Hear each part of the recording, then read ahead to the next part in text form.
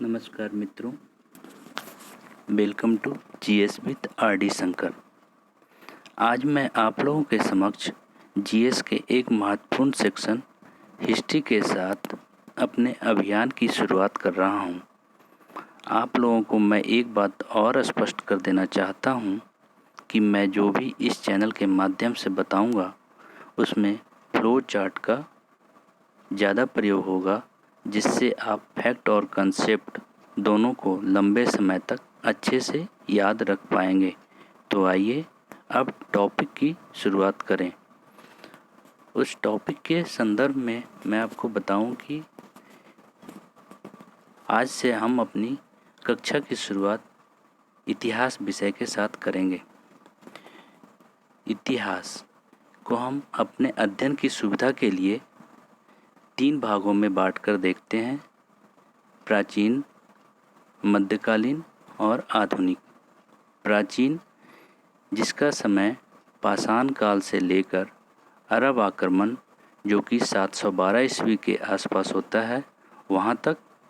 उसके बाद मध्यकालीन, उसे हम 2 भागों में बांटकर देखते हैं: पूर्व मध्यकाल और उत्तर मध्यकाल।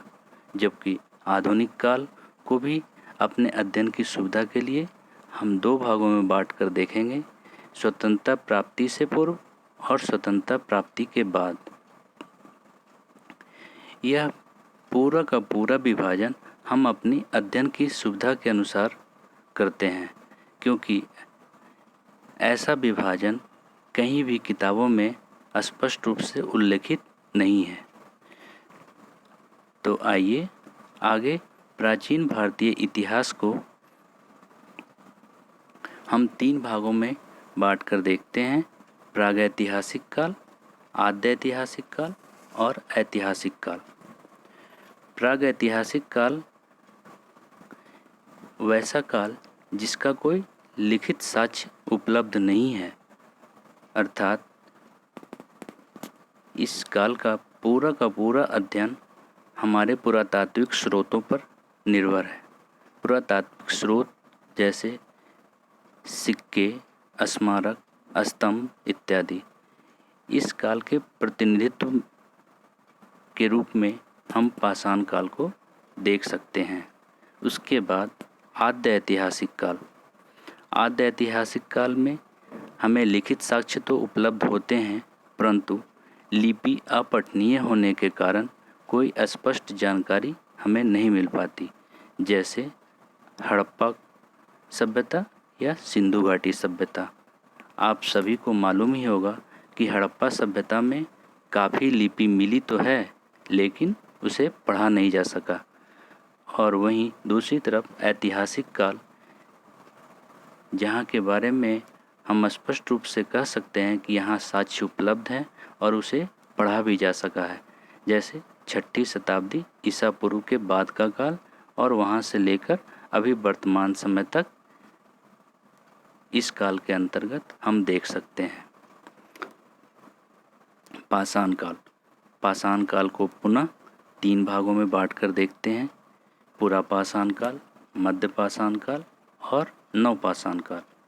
पुरापाषाण काल का समय 5 लाख ईसा पूर्व से 10,000 ईसा पूर्व तक, जबकि मध्य पाषाण काल का समय 9,000 ईसा पूर्व से 4,000 ईसा पूर्व तक और नवपाषाण काल का समय 9,000/7,000 ईसा पूर्व से 2,500 ईसा पूर्व तक।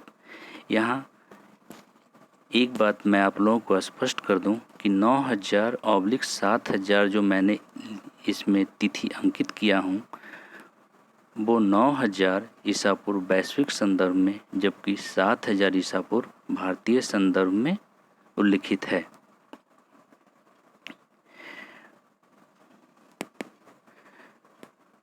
पुरापाषाण काल का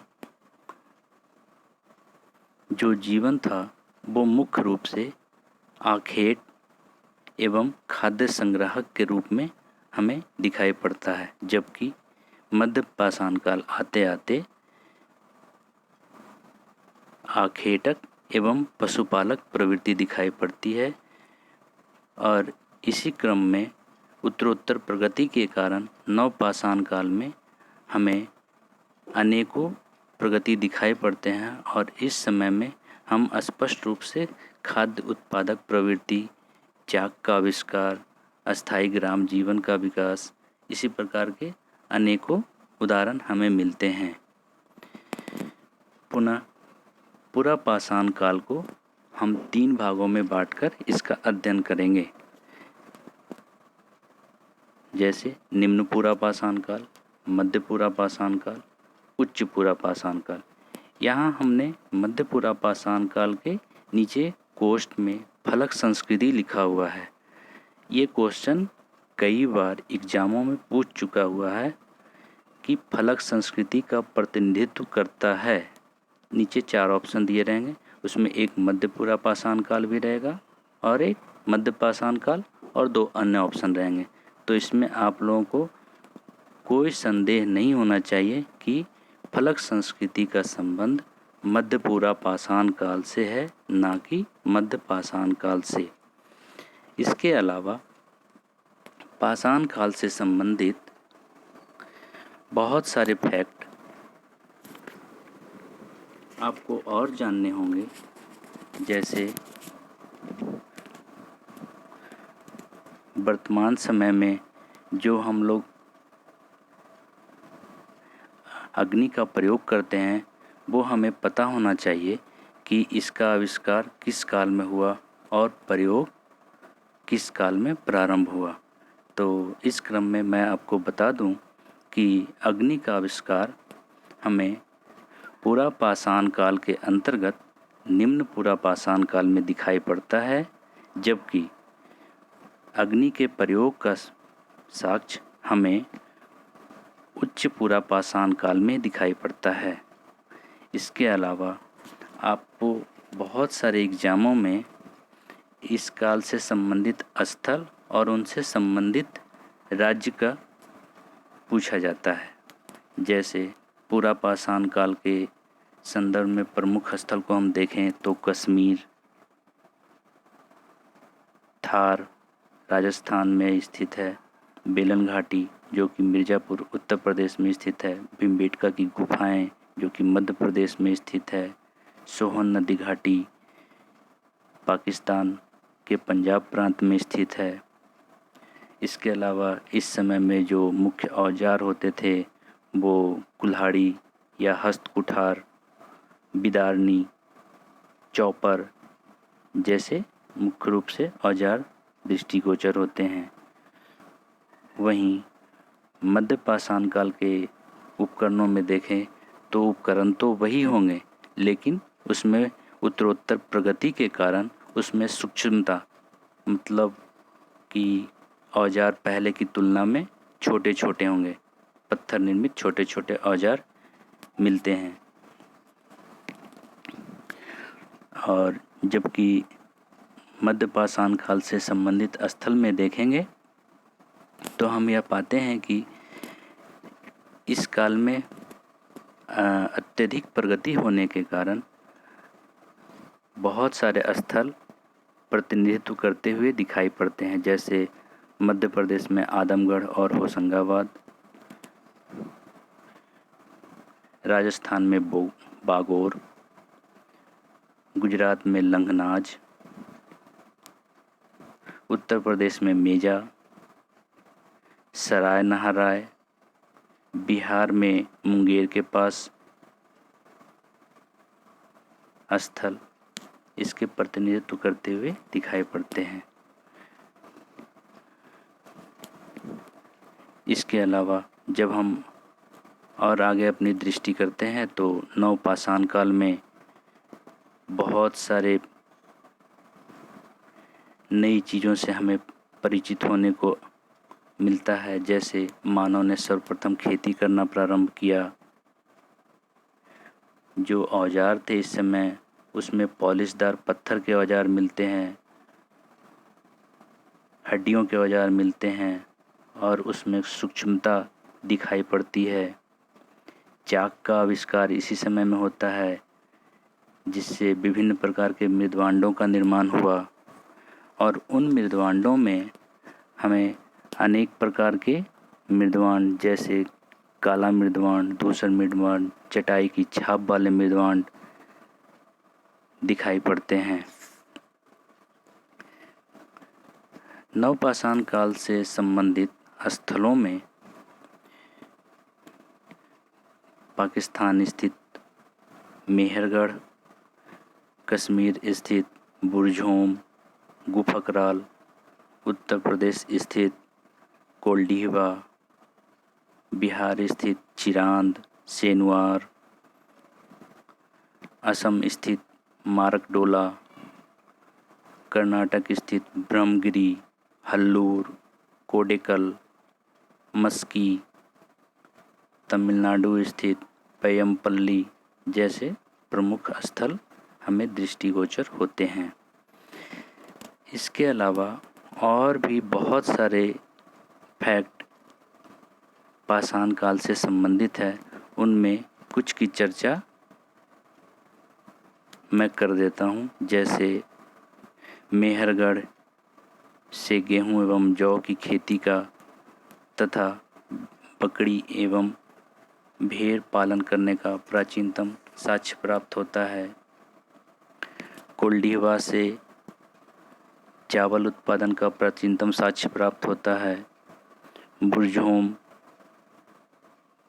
से गर्तावास मतलब गड्ढे वाले घर के साक्ष्य प्राप्त होते हैं।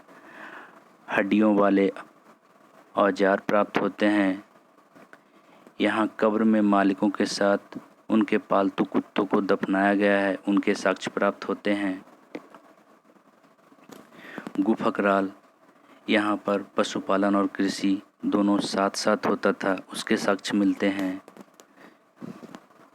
इसके अलावा चिरांद जो कि बिहार में स्थित है, यहाँ पर हड्डियों के औजार प्राप्त हुए हैं और उन हड्डियों के औजार मुख्य रूप से हिरन की सींगों से बने होते थे, ऐसा साक्ष्य मिला है।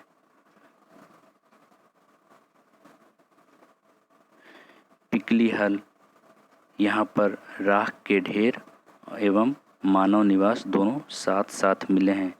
राख का ढेर और मानव निवास दोनों साथ साथ मिलने का तात्पर्य यह है कि मानव बस्ती वहाँ रही होगी और जब वहाँ से वो आगे की ओर बढ़ रहे होंगे तब वहाँ पर उन लोगों ने उसको जला दिया होगा, जिससे बाद में हमें जो वहाँ से साक्ष्य मिले हैं वो राख के ढेर और निवास स्थान साथ साथ ऐसे दिखाई पड़ रहे हैं। इसी प्रकार के अनेकों फैक्ट की जानकारी आप लोगों को चैनल के माध्यम से समय के साथ मिलता रहेगा और यदि आप चाहें तो नोट्स के रूप में जो हमारे द्वारा फ्लो चार्ट दिया जा रहा है उसका स्क्रीनशॉट्स लेकर आप अपने पास सुरक्षित रख सकते हैं, जिससे आपको रिवीजन में सुविधा होगी। और अंत में मैं एक बात और बता दूं कि धीरे धीरे इसके ड्यूरेशन को बढ़ाया जाएगा और हमारी कोशिश यही होगी कि प्रतिदिन कम से कम एक टॉपिक को फ्लो चार्ट के माध्यम से आप लोगों को तैयार करवाता रहूं। अगर आपको यह वीडियो पसंद आया तो लाइक, शेयर, सब्सक्राइब एवं घंटी बजाना न भूलें। धन्यवाद।